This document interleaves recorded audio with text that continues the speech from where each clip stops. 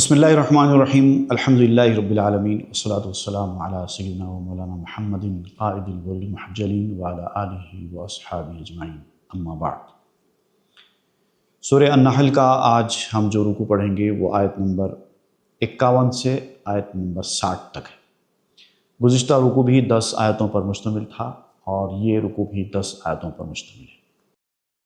اس رکوع میں اللہ تعالیٰ نے توحید کے حوالے سے جو ہدایت جاری کی ہے کہ ایسے مشرکین جو ایک سے زیادہ خداؤں کو پوجتے تھے ان کی نفی کی جا رہی ہے، اور کہا جا رہا ہے کہ خدا 10 12 20 25 ہونا تو بہت ناممکن سی بات ہے، خدا 2 بھی نہیں ہو سکتے، کیونکہ جب حکم ہوتا نا، جس کے ہاتھ میں اختیار ہوتا مکمل، وہ 2 ہو ہی نہیں سکتے۔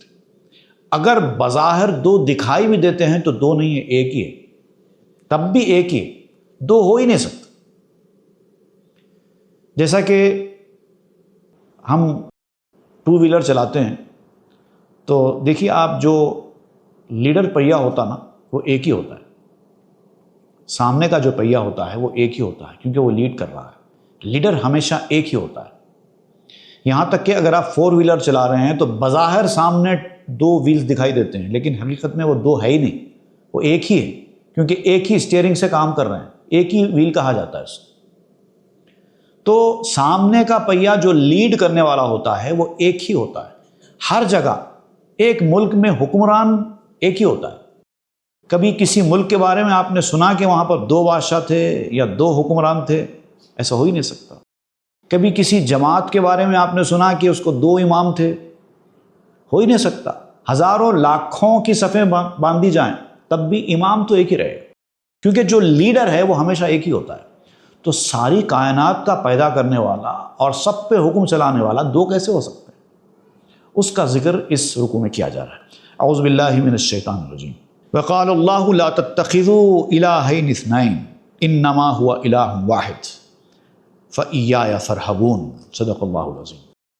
تو اب اللہ تعالیٰ نے فرما دیا ہے کہ اس بات پر اعتقاد رکھو اور حقیقت جانو کہ کسی 2 کو خدا نہ بناؤ۔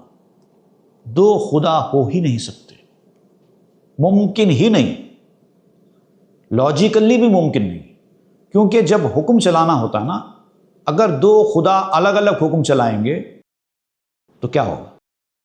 ایسا ہو نہیں سکتا۔ فائنل اتھارٹی ایک ہی ہو سکتی ہے۔ تو سب سے بڑی اتھارٹی اللہ تعالیٰ کی ہے، اور وہ 2 نہیں ہو سکتے۔ اس کے انڈر میں 2 10 12 کچھ بھی ہو سکتے ہیں، منسٹرز کئی ہو سکتے ہیں۔ ایک پورٹ فولیو کا ایک منسٹر ہوتا ہے، ایک پورٹ فولیو اس کے ہاتھ میں ہوتا ہے، اس کے ہاتھ میں دیا جاتا ہے، لیکن وہ خدا نہیں ہوتا۔ پانی برسانا میکائیل علیہ السلام کی ذمہ داری ہے، وہ منسٹر ہے۔ روح قبض کرنا اسرائیل علیہ السلام کا کام ہے، وہ اس کے منسٹر ہیں۔ انبیاء تک وحی پہنچانا جبریل علیہ السلام کا کام ہے، وہ اس کام کے منسٹر ہیں۔ منسٹرز کئی ہو سکتے ہیں، ایک کام اللہ تعالیٰ ایک کے سپرد کر سکتا ہے اور کرتا ہے، لیکن وہ خدا تو نہیں ہو جاتے۔ خدا تو ایک ہی فائنل اتھارٹی ہوتی ہے۔ تو ملک میں کئی منسٹرز ہو سکتے ہیں، کئی کمشنرز ہو سکتے ہیں، کئی جنرل مینیجرز ہو سکتے ہیں، کمپنی کے ایک ڈپارٹمنٹ کے ہیڈز ہو سکتے ہیں، لیکن جو مین ہوتا ہے وہ ایک ہی ہوتا ہے۔ انما ہوا الہ واحد، جو خدا ہے وہ صرف ایک ہی ہے، ہو ہی نہیں سکتے۔ تو فإیایا فارہبون، تو پھر جب تم یہ جان چکے ہو کہ خدا ایک ہی ہے اور اسی کا حکم چلتا ہے، تو پھر ڈرنا بھی اسی سے چاہیے نا۔ کسی اور سے کیوں ڈرتے ہو؟ کسی کے ہاتھ میں کچھ ہے ہی نہیں، جو ہے اسی کے ہاتھ میں ہے، تو ڈرنا بھی اسی سے۔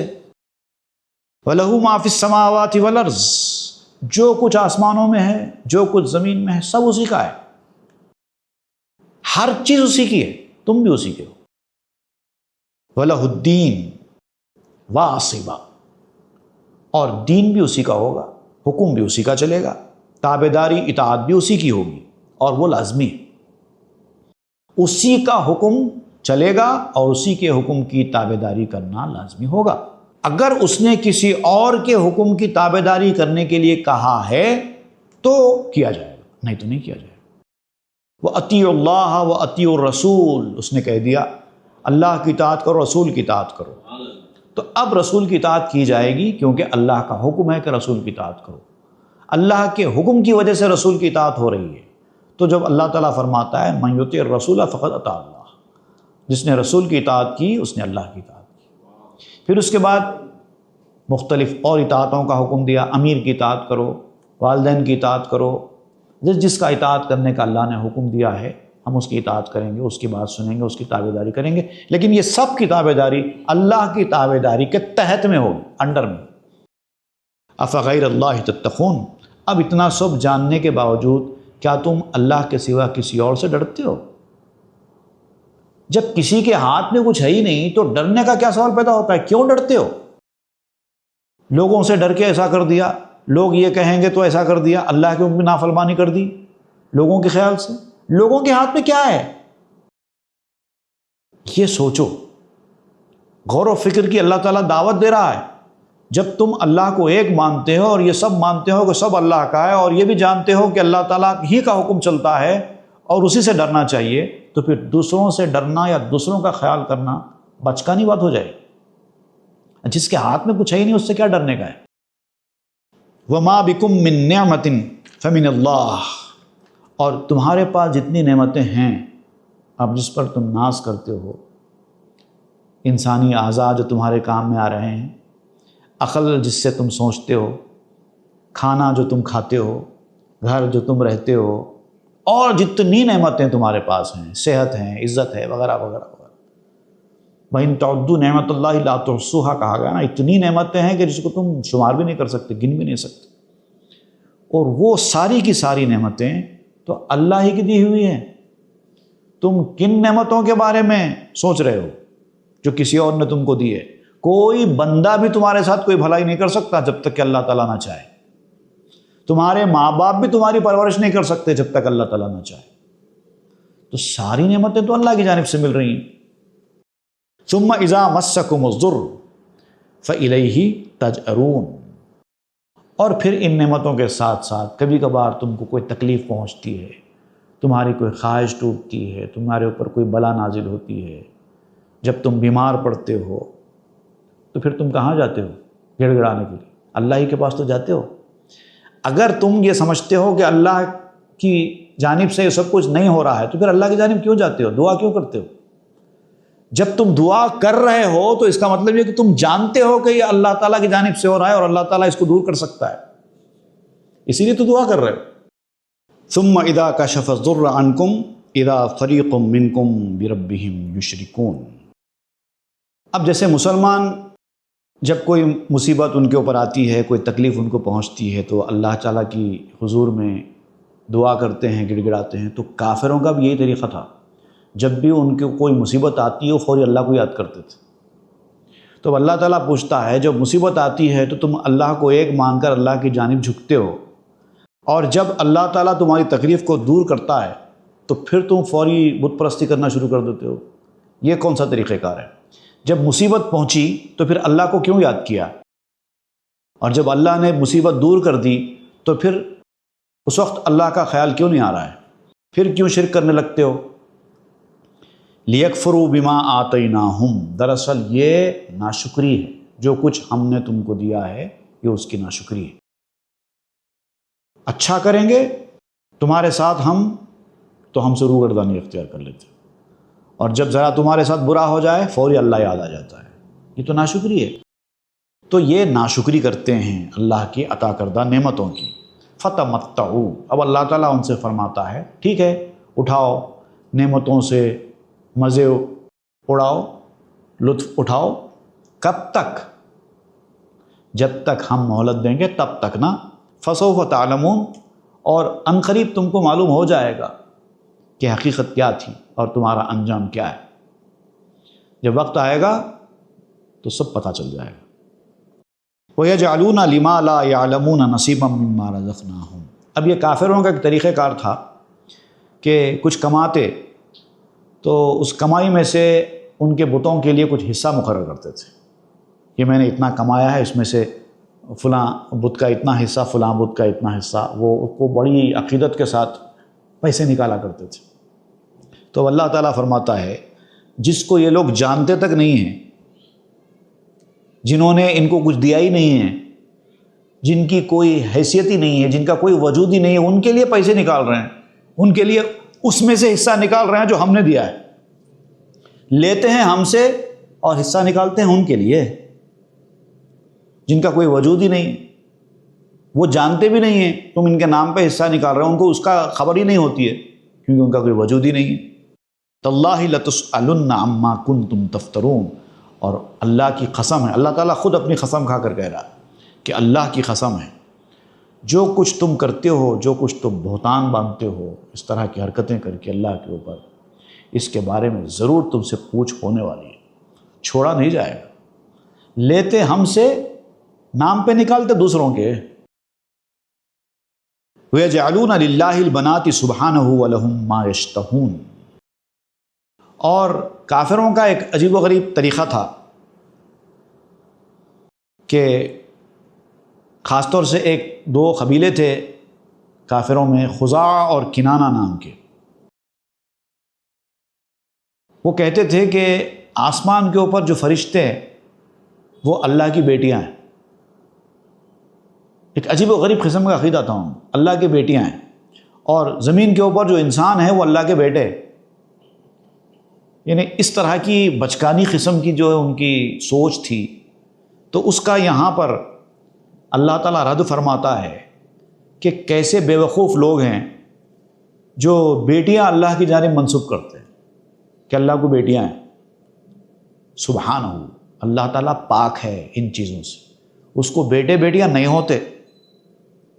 وَلَهُم مَّا يَشْتَهُونَ، اور بیٹے تو خود ان کے ہو جائیں گے، بیٹیاں اللہ کے ہو جائیں گے، بیٹے ان کے۔ یہ کون سی بات ہے یہ؟ وَإِذَا بُشِّرَ أَحَدُهُم بِالْأُنثىٰ ظَلَّ وَجْهُهُ مُسْوَدًّا وَهُوَ كَظِيمٌ، اور چونکہ اب یہ سمجھتے ہیں کہ بیٹے ان کے، بیٹیاں اللہ کی، تو اب جب ان کو بیٹی ہوتی ہے کبھی، تو ظاہر بات ہے جب کسی کو بچے ہوں گے تو بیٹیاں بھی ہو سکتے ہیں، بیٹے بھی ہو سکتے ہیں۔ جب بیٹے ہوتے ہیں تو گھر میں خوشیاں منائی جاتی ہیں، بیٹا ہوا بیٹا ہوا، مٹھائیاں تقسیم ہوتی ہیں، انجوائمنٹ ہوتا ہے، سیلیبریشن ہوتا ہے، بیٹا ہو۔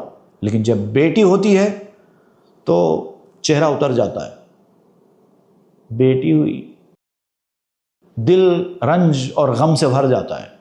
یہ کیفیت ہے، یہ کافروں کی سرکش، کافروں کی نشانی بیان کی جا رہی ہے۔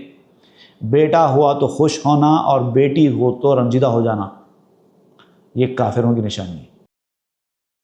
مسلمانوں کو بھی ہوشیار ہو جانا چاہیے کافروں کی یہ صفت اپنے اندر پیدا کر کے، بیٹا ہوں گا تو خوش ہونا اور بیٹی ہوئی تو غمزدہ ہو جانا، یہ کافروں کی نشانی ہے۔ یتوارا من القوم من سوء ما بشر بہ، جب کوئی ان کو بیٹی کی خبر لا کے دیتا ہے کہ تم کو بیٹی ہوئی ہے تو لوگوں سے چھپتا پھرتا ہے۔ کیا منہ لے کے جاؤں گا لوگوں کے سامنے کہ بیٹی ہوئی ہے؟ یعنی اس قدر شرمندگی ان کو محسوس ہوتی تھی بیٹی کے پیدا ہونے پر۔ ایمسکہ علی ہون ام یدسہ فی التراب، جیسے ان کو محسوس ہوتا تھا کہ اب بیٹی ہو گئی ہے، اب سوچنے لگتا تھا کیا کریں اس بیٹی کا، کیا کروں بیٹی لے کے، یا اپنے پاس رکھوں، اس کو پالوں پوسوں، کیا کروں، یا کونے میں لے جا کر کسی مٹی میں اس کو دفن کر دوں۔ شرمندگی کی بات ہے، بیٹی ہو گئی، کتنی شرمندگی کی بات ہے، بیٹی ہو گئی۔ تو کئی تو گاڑ بھی دیتے تھے۔ جہالت کی حالت یہ تھی کہ بیٹی ہوتی تو بیٹی کو لے جا کر دفن کر دیتے تھے اور کسی کو کانوں کان خبر تک نہیں ہونے دیتے تھے۔ ایسا لگتا تھا جیسے کوئی ناجائز اولاد پیدا ہو گئی ہو، شرمندگی کے بہانے میں دفن کر دیں، کسی کو پتہ بھی نہ چلے۔ یہ حالت ہوتی تھی، اتنی بری حالت تھی۔ الا ساء ما یحکمون، کتنا برا کام اور کتنا برا فیصلہ ہے جو لوگ کرتے ہیں۔ للذین لا یؤمنون بالآخرۃ مثل السوء، یہ جو بری صفتیں ہیں یہ صرف ان لوگوں کی صفتیں ہیں جو آخرت پر ایمان نہیں رکھتے۔ ایسی سوچ، ایسے حرکتیں، ایسا عمل صرف ان لوگوں کا ہوتا ہے جو آخرت پر ایمان نہیں رکھتے۔ اے مسلمانوں، اے آخرت پر ایمان رکھنے والوں، اگر تم بھی ایسا کرو گے، ایسا سوچو گے، تو پھر ہو سکتا ہے تمہارا شمار بھی اللہ تعالیٰ ان لوگوں کے ساتھ ہی کرے، کیونکہ یہ جو صفت ہے یہ تو ان لوگوں کی ہے جو آخرت پر ایمان نہیں رکھتے۔ وَلِلَّهِ الْمَثَلُ الْأَعْلَىٰ، اب اعلیٰ صفات والا تو صرف اللہ تعالیٰ ہے۔ تمہارے اندر کچھ خرابیاں ضرور آ سکتی ہیں بشر ہونے کے ناطے، لیکن تم کو جب بتا دیا جاتا ہے کہ یہ خراب صفت تمہارے اندر پیدا ہو گئی ہے تو تم کو آدم کا طریقہ اختیار کرتے ہوئے توبہ کرنا چاہیے اور اپنی صفات اچھی کر لینی چاہیے۔ ہو سکتا ہے کہ تمہاری صفات کبھی خراب ہو جائے، کیونکہ جو اعلیٰ صفات ہیں وہ تو صرف اللہ تعالیٰ کی ہی۔ وَلِلَّهِ الْمَثَلُ الْأَعْلَىٰ، اور اعلیٰ صفات کا حامل تو اللہ تعالیٰ ہی ہے۔ تمہارے اندر اعلیٰ صفات نہیں ہیں اللہ کی طرح کی، یقیناً کچھ کمزوریاں ہیں، لیکن ان کمزوریوں کی وجہ سے تم کو مایوس نہیں ہونا چاہیے، آدم کا طریقہ اختیار کرنا چاہیے، شرمندہ ہونا چاہیے، اپنی صفات کو اچھے بنانے کی کوشش کرنی چاہیے، اپنے ایمان کو، عقیدے کو درست کرنا چاہیے۔ وَهُوَ الْعَزِيزُ الْحَكِيمُ، اور اللہ تعالیٰ سب پر غالب اور زبردست حکمت والا ہے۔ وہ جو کرتا ہے حکمت سے کرتا ہے، اور اس کی طرح کا کوئی نہیں ہے، اس کی برابری کا کوئی نہیں ہے۔ صدق اللہ العظیم وصدق رسولہ النبی الامین الکریم ونحن علی ذلک من الشاہدین الشاکرین، آمین والحمد للہ رب العالمین۔